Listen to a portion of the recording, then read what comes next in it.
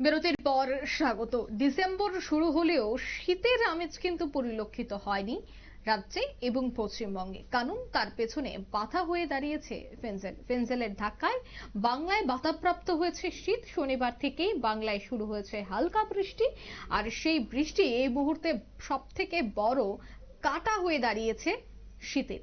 তবে আলিপুর আবহাওয়া দফতর কি জানাচ্ছে, কবে বাড়তে চলেছে শীত, তাপমাত্রার পতন কবে ঘটবে, বিস্তারিত জানছি। টেলিফোন লাইনে যুক্ত হয়ে গেছে পশ্চিমবঙ্গ থেকে বিশিষ্ট সাংবাদিক অঞ্জন শুকুল। অঞ্জন বাবু, কি জানাচ্ছে আলিপুর আবহাওয়া দফতর? দেখো, ডিসেম্বরের শুরুতেই পিছু হটলো শীত। চরম তাপমাত্রা নভেম্বর থেকে যে গতিতে এগিয়ে আসছিল শীতকাল, ডিসেম্বরের সেই গতি যেন অনেকটাই থমকে গেছে। পশ্চিমী ঝঞ্ঝা, ঘূর্ণিঝড়, কুয়াশা, ত্রিফলা রাজ্যে শীত প্রবেশের পথে বাধা হয়ে দাঁড়ালো। ডিসেম্বরের প্রথম দিন তাপমাত্রার পারদ একটু ঊর্ধ্বমুখী। আলিপুর আবহাওয়া দপ্তরের পূর্বাভাস বলছে, আপাতত শীতের আমেজে কিছুটা বাধা। উপকূল ও উপকূল সংলগ্ন জেলাগুলিতে মেঘলা আকাশের কারণে বাড়ল রাত্রের তাপমাত্রা। একদিকে ঘূর্ণিঝড় ফেঞ্জালের প্রভাবে, অন্যদিকে উপকূলীয় জেলাগুলিতে হালকা বৃষ্টির সম্ভাবনা হবে। হাওয়া অফিস সূত্রে খবর, স্থলভাগে ঢুকে শক্তি হারিয়েছে ঘূর্ণিঝড় ফেঞ্জল। অতি গভীর নিম্নচাপ রূপে পশ্চিম দিকে এগোচ্ছে। উত্তর তামিলনাড়ু এবং পদুচেরি উপকূল এলাকায় তার অবস্থান।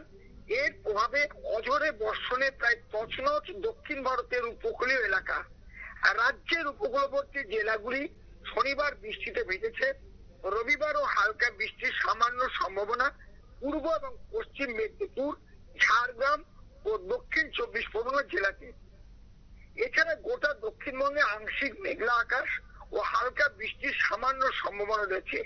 উত্তরবঙ্গের সকালের দিকে কুয়াশায় হালকা চাদর থাকলে দার্জিলিং এবং উত্তর দিনাজপুর জেলাতেও কিন্তু একই রকম প্রভাব রয়েছে।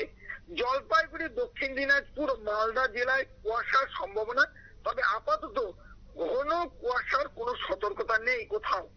বিক্ষিপ্তভাবে হালকা থেকে মাঝারি কুয়াশা সকালের দিকে থাকলেও বেলা বাড়লে পরিষ্কার আকাশ সর্বত্র।